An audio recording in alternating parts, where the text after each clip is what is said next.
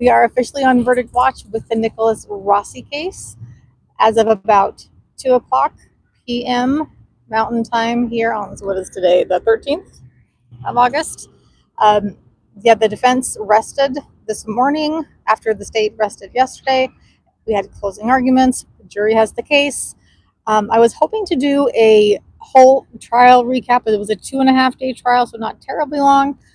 While we wait, I was going to find a quiet place in a park here, but it's 101 degrees outside right now.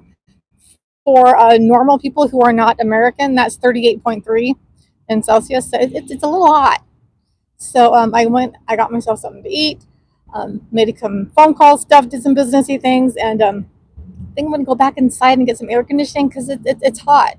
I purposely wore long sleeves because the courtroom's a little cold, but it's very thin, but it's enough that I don't want to be outside.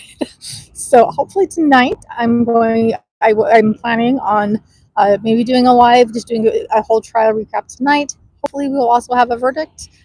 Again, because it was a 2.5-day trial, I can't imagine that the deliberations will go terribly long because it's not that complex of a case.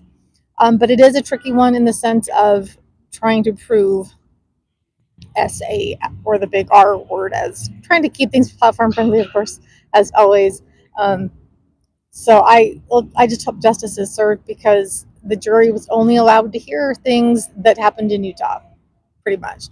There were just a couple of minor little things that they were able to hear, that he had fled the country, or prosecution calls it fleeing consciousness of guilt. The defense says you're allowed to move, but they weren't allowed to hear things like the reason he left was that he realized the cops were on his tail. They didn't hear things about faking his own death. They didn't learn. There's so much they didn't learn. That he has other convictions in other states for similar crimes.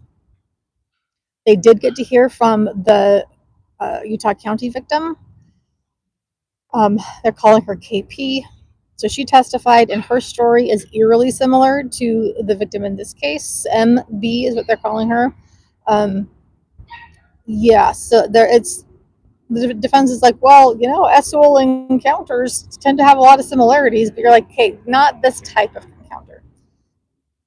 The guy's a schmuck, at minimum.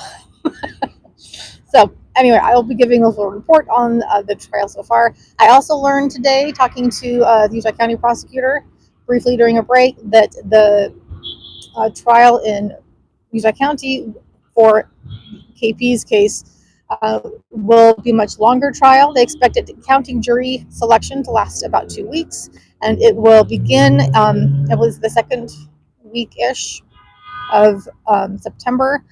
I think it was the 15th or 16th. It was when jury selections began, that Monday anyway. And then the trial itself will be Wednesday or Thursday.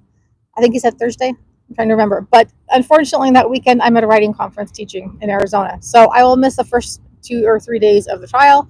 But I'll be back for the rest of it in Utah County. So stay tuned. And I will definitely do a whole live thing when we're done. So thanks for tuning in, and I'll keep you updated.